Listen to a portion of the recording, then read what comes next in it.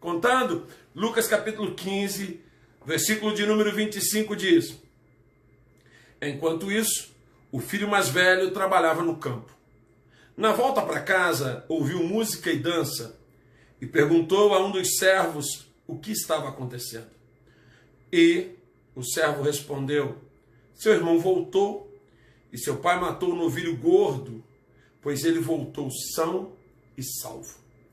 O irmão mais velho se irou e não quis entrar. O pai insistiu com ele, mas ele respondeu: todos esses anos tenho trabalhado como um escravo para o Senhor, e nunca me recusei a obedecer às suas ordens. E o Senhor nunca me deu nem mesmo um cabrito para eu festejar com os meus amigos. Mas quando esse seu filho volta, depois de desperdiçar o teu dinheiro com as prostitutas, o Senhor comemora matando o novilho? O pai respondeu: meu filho, você sempre está comigo. Tudo que eu tenho é teu. Mas tínhamos de comemorar este dia feliz, pois teu irmão estava morto e voltou à vida. Estava perdido e ele foi achado. Amém?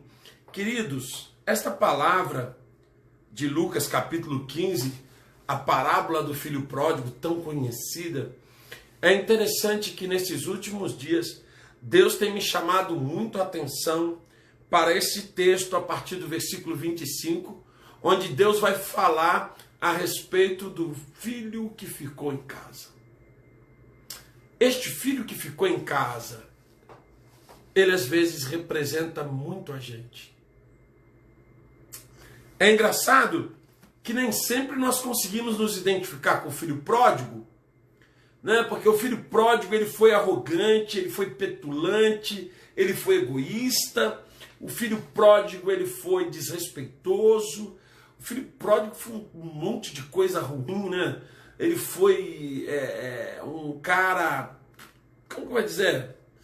Inconsequente, sei lá, libertino. Olha, o que dá para botar de adjetivo nesse cara, esse tal de filho pródigo aí, é um monte, que esse cara é um tralha. Beleza. E aí a gente não gosta de se comparar a esse cara. Pô, aí você fala assim, vamos dizer assim, o apóstolo Oséias, eu graças a Deus sempre fui da igreja, nunca peguei, nunca desrespeitei meu pai, nunca desonrei meu pai, nunca desonrei minha mãe, sempre tentei ser um bom filho, então eu não sou filho pródigo. E aí a gente usa muito filho pródigo, né, para aquela pessoa que saiu, que se desviou, que está longe, beleza. Mas Deus é tão sábio, Jesus é tão perfeito, que fazendo a parábola, ele coloca nesse raio desta parábola nós,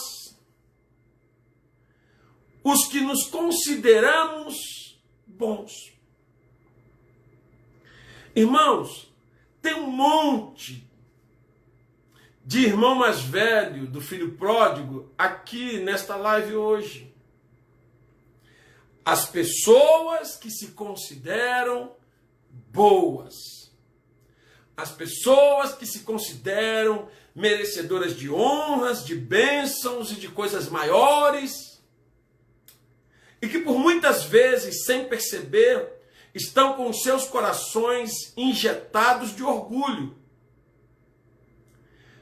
Sem nós percebermos muitas vezes, porque nós não tivemos uma vida devassa, ou porque nós andamos corretamente, ou porque nós nunca pisamos assim muito feio na bola, porque nós temos uma aparência de santidade, uma aparência de vida reta, nós nos achamos, os merecedores. E eu quero trazer isso para você nesta noite, porque tem se levantado no meio do povo de Deus uma geração de miseráveis espirituais que moram na casa do Pai. Os mendigos, eu ouso dizer que são os mendigos da casa do Pai. Pessoas que geraram dentro de si uma visão do reino de Deus que é totalmente distorcida, uma visão onde elas são merecedoras de um monte de coisa, dignas de um monte de coisa, e aquele que pecou, aquele que errou, aquele que caiu, aquele que falhou, não é digno de nada. Existe uma história, não sei até que ponto verídica, que uma vez perguntaram ao Dalai Lama o que ele achava dos evangélicos. E ele disse que era o povo mais forte da terra, um povo muito especial, um povo tremendo, mas que tinha um problema. Era o povo, ele falou, é o único exército que eu conheço que pisa nos soldados feridos. Esses são os irmãos mais velhos que ficaram na casa do Pai. Às vezes eu olho para aquele que caiu, para aquele que errou, para aquele que pecou, e eu já condeno, e eu já esculacho, e eu tenho um monte de coisa para dizer, porque não é de Deus, porque não era isso, não era aquilo, não amava, e eu meto malho, mas eu sou merecedor, por quê? Porque eu ando direitinho, irmãos, eu estou na linha, eu sou isso, eu sou aquilo. Pessoas que estão no reino de Deus, e que estão com seus corações injetados de orgulho, assim como os fariseus estão injetados de orgulho e enchem a boca para dizer, eu oro não sei quantas vezes por dia, eu jejuo não sei quantas vezes por semana, eu subo um monte. Isso é problema teu, a tua intimidade com Deus não diz respeito a ninguém, você não tem que se orgulhar disso não. Você não tem que se orgulhar do tanto que você ora, nem do tanto que você lê Bíblia. Você não tem que se orgulhar disso. Você tem que se orgulhar, o único orgulho que você tem que ter é de que, por misericórdia, Jesus escreveu o teu nome no livro da vida. Só isso. Porque nada que você faça, nem um tanto de oração, de leitura da Bíblia, nada disso te torna digno de nenhuma bênção. Nada disso te torna digno ou merecedor de nenhuma unção. Tudo que Deus nos dá é pela sua infinita graça. E muitas vezes, nós, aqueles que ficamos em casa, na casa do Pai, com os corações injetados de orgulho, começamos a ter uma visão distorcida das outras pessoas.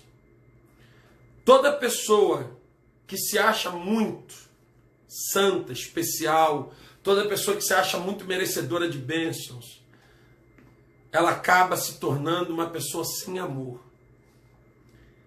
E esse filho, esse irmão do filho pródigo, ele me chama muito a atenção pelas características desse cara. Aos olhos humanos, ele era o filho que todo pai queria ter. Por quê? Ele era obediente, trabalhador, honrava o pai, ficava em casa, não dava trabalho, não dava preocupação. Qual pai não quer ter um filho desse? Cara, todo pai quer ter um filho desse. Olha aí, um filho que não dá trabalho, que honra o pai, que trabalha, que é honesto, que é digno, que não dá despesa. É o filho que todo pai sonha em ter. Aos olhos humanos, é aquele crente, aquele cara que está na igreja, aquele religioso, que todo mundo fala, nossa, fulano é fantástico, fulano é maravilhoso, fulano é isso, fulano é aquilo, nossa, que pessoa linda, pessoa de Deus, faz... E é aquela pessoa. E aí, esse texto de Lucas 15, ele nos revela duas pessoas com duas características totalmente diferentes. O filho pródigo, arrogante, pecador, pecaminoso, cheio de iniquidade, doido para zoar, para pecar, pega a sua parte, mete o pé e funda a cara no pecado e vai viver loucamente. O irmão ficou em casa. Afinal de contas, o irmão era um exemplo. O irmão era o filho que todo pai queria ter. E ele fica ali, tranquilo. Só que o que vai revelar o caráter desse homem, o que vai revelar a essência desse homem, eu não sei se vocês lembram de uma ministração que eu trouxe essa semana sobre essência, dizendo que quando você é espremido, quando você está numa situação difícil, quando você está encurralado, quando você está passando por dificuldades, você demonstra a tua essência. Agora essa situação, a volta do seu irmão, o retorno daquele inconsequente, vai revelar o caráter deste filho que aos olhos humanos merecia um troféu de ouro, merecia uma medalha e uma placa de bronze na estrada, dizendo: esse é o melhor filho do mundo. Quando o irmão dele volta, Deus vai nos mostrar a revelação do caráter deste cara, da alma dele, desse filho que aos olhos humanos era perfeito. Talvez desse cristão, desse crente, desse religioso, que todo mundo fala que é o cara que está acima do bem e do mal, essa irmã, que todo mundo fala: nossa, a irmã fulana é uma bênção. Quando o filho volta, a Bíblia diz que ele estava trabalhando. Você vê, o outro estava de safadeza, ele estava trabalhando para o pai. Ele não estava trabalhando para ele, ele estava trabalhando para o pai. Trabalhador, ativista, envolvido no reino, trabalhando. Ele chega em casa e ele escuta barulho de música. Festa? Como assim festa? Que festa é essa? Que festa é essa que está acontecendo? E o empregado vira para ele e fala: poxa, cara, é o seguinte, o seu irmão, ele voltou. Sabe, o seu pai matou o novilho gordo, porque o teu irmão voltou são e salvo. O novilho gordo era um animal que era mantido separado para momentos muito especiais. Em toda casa de gente que tinha grana, sempre tinha um novilho gordo, que era para ser morto num dia de algo muito especial. Então, quando acontecesse algo muito especial, pá, mata o novilho gordo. Ah, minha filha engravidou, nasceu um neném, não sei quem, então vamos matar o novilho gordo. E ele fala: olha, teu irmão chegou, são e salvo, teu pai foi e matou o novilho gordo. Cara, a Bíblia diz que ele se irou. Ele se irou.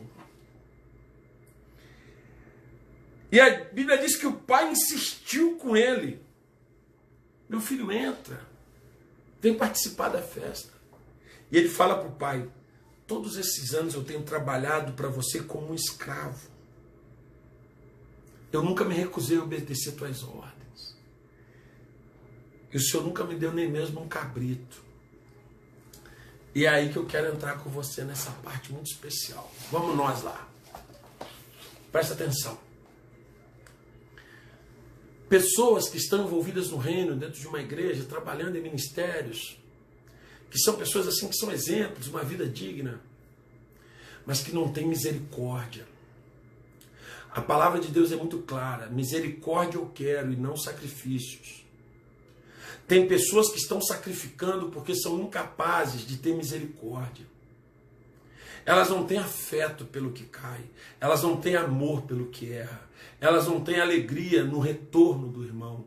Elas são aquelas que por elas a porta ficaria fechada. Elas são aquelas que por elas as portas seriam cerradas para aquele que está voltando não voltasse mais. Saiu, está saindo, acabou, foi embora. Presta atenção, o perdão é movido pelo amor. E a Bíblia diz que o verdadeiro amor lança fora o medo. E a Bíblia diz que o amor encobre uma multidão de pecados. E a verdade é que onde há amor, há misericórdia. O que aquele pai usou para com o filho foi misericórdia. E é interessante que aquele outro filho que estava em casa, aquele filho exemplar, aquele filho que todo mundo olha e diz: cara, que cara tremendo, aquele cara mostra neste momento que ele não tem misericórdia, ele não tem amor o suficiente para se alegrar com a volta de alguém que se perdeu, mas foi achado. Não, é aquele cara que pensa o seguinte: quem está aqui tem honra, quem não está, acabou.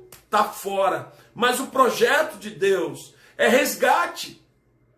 O projeto de Deus é que nenhum dos seus filhos se perca. Infelizmente, muitos caem. Infelizmente, muitos são abatidos em meio à batalha. Infelizmente, muitos ficam pelo caminho. Mas cabe a nós resgatar os nossos irmãos e buscá-los e abrir as portas e dizer para eles o seguinte: olha, está aqui. Tem uma música do Paulo César que, assim, os de 30 para cima vão lembrar, que ele canta assim: a mesma casa tem portas abertas, pessoas certas, amigos e irmãos. Será que tem ainda? Será que existe essa casa ainda? Será que ainda existe essa casa que tem portas abertas, pessoas certas, amigos e irmãos? Eu imagino, vem comigo, vamos pensar nós aqui, vamos no fantástico mundo de Bob, imaginar a Bíblia. Imagina se quando aquele irmão volta, se quando o pródigo volta, ao invés de ser o pai, fosse o irmão mais velho que estivesse na porta. Pensa aí comigo, você já pensou nisso ou não? Nunca passou isso pela tua mente? Pensa comigo. Se o irmão mais velho está na porteira na hora que o irmão pródigo, o perdido, chega na fazenda, o que você acha que ele ia fazer? O que você acha que ele ia falar para o irmão? Ô safado, o que você está fazendo aqui? Sem vergonha. Torrou o dinheiro do meu pai. Acabou com meu pai. Desde que tu saiu, papai vive chorando. Papai está sofrendo. Porque você é um safado sem vergonha. Eu acredito que ele ia esculachar o irmão. Ele ia dar um esculacho e ia botar para rodar, cara. Porque o coração dele estava cheio de mágoas, de dores, de feridas. E presta atenção no que eu vou dizer hoje, essa noite. A palavra está profética. Tem um monte de gente dentro das igrejas, trabalhando, servindo no reino. Ativistas dentro do reino. Trabalha ali, trabalha aqui, trabalha lá, trabalha cá. Faz para Deus, ajuda, faz não sei o quê, dá oferta, não sei o quê. Mas o coração está cheio de mágoa. E por tua causa, tem um monte de filho pródigo que quando volta, encontra uma porta batida na cara. Porque você tem ativismo, você tem obras, você tem trabalho na igreja, você tem cargo na igreja, mas você não tem misericórdia de Deus no teu coração. Muitas pessoas, muitos filhos pródigos, que antes de encontrarem o pai, encontram o irmão mais velho e tomam uma pancada. Porque o filho pródigo, ele não tinha misericórdia. E talvez, se eu olhasse para aquele cara naquele dia, eu gosto muito de me imaginar, sempre que eu, se isso for bom para você, faça igual. Eu gosto sempre assim. O pessoal fala assim, nossa, você tira as ministrações, eu faço, sabe por quê? Porque eu gosto de me imaginar sentado ali na cena. Eu me imagino sentado na beira do mato, assistindo a cena. E eu fico imaginando que se eu estivesse vendo o filho pródigo voltar para casa e eu visse o filho mais velho recebendo na porteira e dando um esculacho nele, talvez eu, Oséias, ia falar assim, cara, isso é que é filho, aí ó, poxa, isso é que é filho, aí ó, defendendo o pai, isso é que é filho bom, aí, olha lá, o safado está voltando e o filho de verdade está defendendo o pai, lutando pelo pai, lutando pelas coisas do pai. Quantas vezes nós admiramos pessoas que batem a porta na cara do filho pródigo, dizendo que estão defendendo o reino do pai.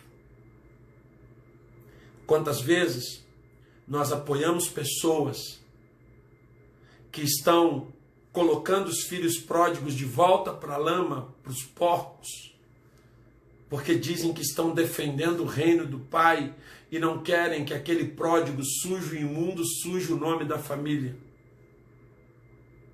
Quantas vezes nós admiramos pessoas que julgam, executam e colocam para fora alguns pobres que em algum momento de desespero correm para a casa do pai em busca de pão. Outra coisa que você vai ver revelada no caráter desse homem, a primeira é que ele não tinha misericórdia. A segunda coisa que você vai ver é que ele tinha revolta do pai.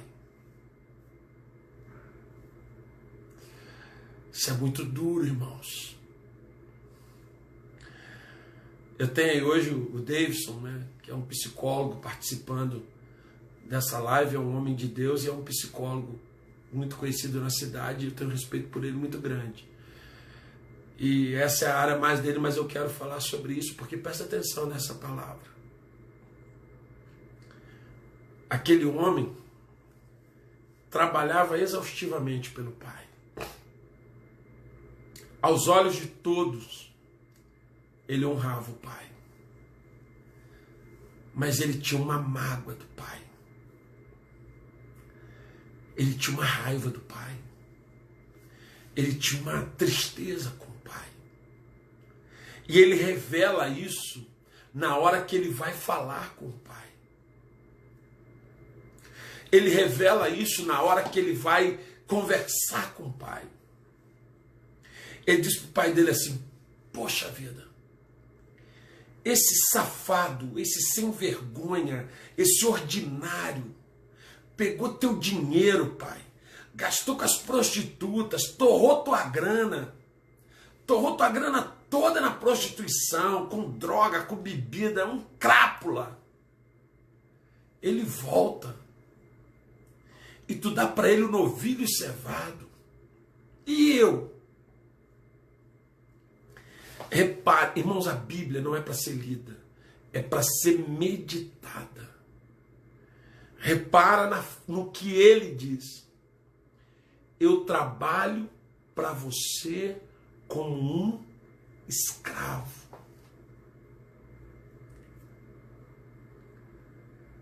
Ele não trabalhava por amor. Ele trabalhava por reconhecimento. Ele queria que o pai o reconhecesse. Ele queria que o pai o reconhecesse pelo seu trabalho, pelo tanto que ele fazia, pelo tanto que ele se esforçava, pelo quanto ele era bom. E ele não trabalhava por amor. Na verdade, no coração daquele homem não existia amor. Irmãos, a igreja que vai ganhar o mundo para Jesus não é a igreja que mais fala em mistério, não é a igreja que mais pula, não é a igreja que mais roda, não é a igreja que mais lê Bíblia, não é a igreja que mais sobe monte. A igreja que vai ganhar o mundo para Jesus é a igreja que mais ama. Porque Jesus morreu numa cruz por amor. E Paulo, escrevendo as cartas ao Coríntios, ele diz o seguinte: de todos os dons, de línguas, de profecias, de todos os dons, o maior é o amor. E aí a gente vê que no coração daquele irmão não tinha amor. E ele fala para o pai: eu trabalhei para você como um escravo. E você nunca me deu um cabrito. Nem um cabrito. E aí eu vou revelar agora a você a terceira coisa que eu acho muito interessante. A primeira é que não havia misericórdia. A segunda é que havia revolta disfarçada de serviço, porque também não existia amor. E a terceira coisa que me chama a atenção na personalidade desse homem é que ele era um mendigo, filho de pai rico. Tem um monte de gente assim hoje no reino de Deus. Tem um monte de... No reino de Deus não. Tem um monte de gente assim hoje dentro das religiões. São os miseráveis, os mendigos de pais ricos. Aquele cara, eu fico imaginando quantas vezes ele sonhava em fazer um churrasco. Vou fazer um churrasco, chamar meus amigos. Pô, mas meu pai não me dá. Eu nem vou pedir, porque meu pai não vai me dar mesmo, então não vou nem pedir. Quantas vezes ele sonhou em fazer uma festa, no aniversário dele talvez, numa data, e ele não fazia. Ele só trabalhava.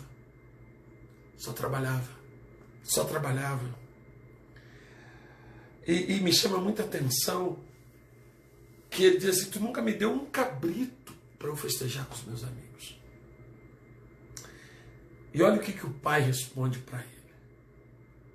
Meu filho, você sempre está aqui comigo. Tudo que é meu é seu. Tu sabe o que o pai estava dizendo para ele? Cara, se tu quisesse ter matado um novilho toda semana, era tudo teu.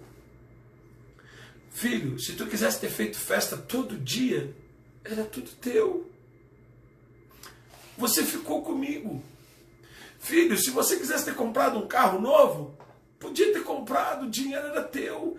Tudo que é meu é seu. Sabe, irmãos, eu vejo pessoas mendigando bênçãos, mendigando um cabrito para fazer um churrasco, quando Deus tem para elas a fazenda inteira. Pessoas mendigando uma bênção, correndo atrás de profecia, de profeta, de não sei o que, para me ajudar. Cara, você é filho do Deus Todo-Poderoso, você é filho do Deus vivo, você não precisa de um cabrito, a fazenda é tua. Toda a fazenda é tua. Toda essa fazenda, o reino de Deus é dos filhos de Deus. É por isso que a palavra de Deus diz assim, a todos aqueles quanto receberam, deu-lhes o poder de serem chamados filhos de Deus. Ser filho de Deus, irmãos, não é algo pejorativo, pequeno, comum. Ser filho de Deus é ser herdeiro de tudo que é dele. A falta de intimidade dele com o Pai, a falta de afeto dele com o Pai, a falta de diálogo dele com o Pai, a falta de conhecimento do Pai, roubou dele a identidade do Pai. Ele esqueceu quem era o seu pai, ele esqueceu que ele era filho e que como filho ele tinha um direito. Eu não sei se vocês já guardaram uma frase que eu sempre cito essa frase. Eu digo o seguinte, eu, como filho, eu tenho direito de pedir. Eu vou pedir mesmo, irmão. Se o pai vai me dar, eu já não sei. Mas eu peço, eu sou um filho pidão, eu peço. Eu peço as bênçãos dele para o reino, eu peço o crescimento do reino, eu peço os milagres do reino. Sabe por quê, irmãos? Porque eu sou filho dele. E ele diz que tudo que é dele é meu. Tem coisas que ele fala assim, filho, agora eu não vou te dar não, tu ainda não está pronto. Mais tarde eu te dou. Filho, isso aqui ainda não é seu. Você ainda não pode ter isso. Mais tarde você vai ter. Agora tem coisas que eu peço ele me dar. Porque são minhas. E ele tem prazer de abençoar os seus filhos. Aquele homem vivia como um mendigo, sonhando com um cabrito. Um cabritinho. Quando todos os bois da fazenda eram dele. Pessoas, irmãos, que estão dentro da religião e que não têm misericórdia, que não têm compaixão, que não conseguem amar, que não conseguem estender as mãos, que não conseguem se alegrar com a volta, que não conseguem abraçar quem está voltando depois de cair. Pessoas que estão dentro da igreja, que estão sendo alimentados na casa do Pai, mas que o coração está sempre endurecido para aqueles que saíram, porque eles se sentem desonrados quando vem o Pai comemorar a volta do que foi e voltou, a volta do que se perdeu, a volta do que morreu e agora foi ressuscitado. E ainda fala assim, agora, quer ver? Se bobear, daqui a pouco vai dar cargo, vai dar tudo para ele. Presta atenção, quando aquele filho volta, o pai lhe restitui tudo que ele perdeu. Toda a honra que ele tinha perdido na sua saída foi restituída. E era isso que o irmão dele não aceitava. O irmão dele queria que ele voltasse numa condição de humilhação, numa condição de réu, numa condição de filho bastardo. E aí ele teria ficado contente. Se o pai tivesse recebido o pródigo numa condição inferior, numa condição de bastardo, numa condição de rejeitado, aí sim, é isso aí, tu é rejeitado, meu pai já disse, eu sou bom. Sabe, o orgulho ferido. Mas quando aquele filho pródigo volta, o pai lhe restitui toda a honra que ele tinha perdido e lhe coloca numa situação igual ao que tinha ficado em casa. Igual ao que tinha ficado em casa. E isso deixou ele muito mal. Isso deixou ele muito irado. Pô, ele fez tudo de errado e quando ele volta o Senhor coloca ele igual a mim. O perdão, o verdadeiro perdão, zera a conta. O verdadeiro perdão gera uma nova oportunidade. O verdadeiro arrependimento, como eu ministrei hoje ao meio-dia, te dá a condição de recomeçar, de ter uma nova história. Porque quando aquele filho pródigo volta, ele não volta por cima. Ele não volta pedindo honra, direitos. Ele volta dizendo, pai, eu pequei contra o céu e contra ti. Eu não sou digno nem de ser chamado teu filho. Mas me trata como um dos teus empregados. Deus não quer te tratar como escravo. Deus não quer te tratar como um empregado. Deus quer te tratar como filho. Meu irmão, por favor, não deixe o mundo endurecer teu coração. Não deixe o teu orgulho fazer com que você bata a porta na cara dos pródigos que estão voltando. Eu estou vendo nessa pandemia muitos que se perderam. Mas também estou vendo muitos que estão voltando. Abre as portas para eles. Deixa eles voltarem. Deixa eles serem tratados. Porque são teus irmãos. Não ame só os que ficam em casa. Não ame só os que andaram corretamente. Não ame só aqueles que geraram honra. Ame os pródigos também. Exerça misericórdia. Exerça compaixão. Deixa de ser mendigo.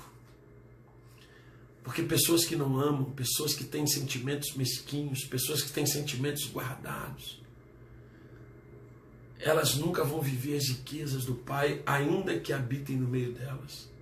Elas vão viver numa casa de riquezas, vivendo uma vida miserável. Elas vão viver a vida inteira com inveja da festa dos outros, porque elas nunca puderam fazer um churrasco, esquecendo que todos os bois que estão no pasto são dela. Você é filho do Deus vivo. Então tenha a identidade dele. Tenha a identidade de Deus. E a identidade desse Pai é uma identidade de misericórdia. É uma identidade de um amor tão profundo, tão glorioso. É uma identidade de um amor tão generoso que ele é capaz de perdoar todos os teus pecados só para te ter de volta. Se há arrependimento, há mudança de vida. E se há mudança de vida em Deus, há uma nova história sendo gerada. Nesta noite, a palavra não são para os filhos pródigos. Palavras são para nós que ficamos em casa. Como está o nosso coração para receber os que caíram e que estão tentando se levantar? Como está o nosso coração para receber os famintos que vão bater na nossa porta e que foram nossos irmãos e que hoje estão precisando só de um pedaço de pão? Você sabe quem é o pão? Sabe? Você sabe quem é o pão? Jesus diz no livro de João: eu sou o pão. Eu sou o pão. Reparta o pão de Deus. Para isso você vai precisar de misericórdia, de amor. Vai precisar quebrar o teu orgulho, para poder ver aquele que foi voltar e ter os mesmos direitos que você. Eu tenho visto uma igreja que quando vê alguém cair, os que ficaram querem que ele volte rebaixado, porque ele desonrou e agora ele tem que ser desonrado. Mas não é isso que a Bíblia nos ensina. Então vamos buscar em Deus amor, misericórdia, porque neste tempo de pandemia tem muitos filhos pródigos voltando, precisando de Jesus. Que você não seja o irmão mais velho. Que você não seja o irmão mais velho. Porque se Jesus voltasse naquele dia, o pródigo ia para o céu e o mais velho ia descer para o inferno. Porque no pródigo havia arrependimento e no mais velho havia rancor, mágoa, ira, inveja, ciúme.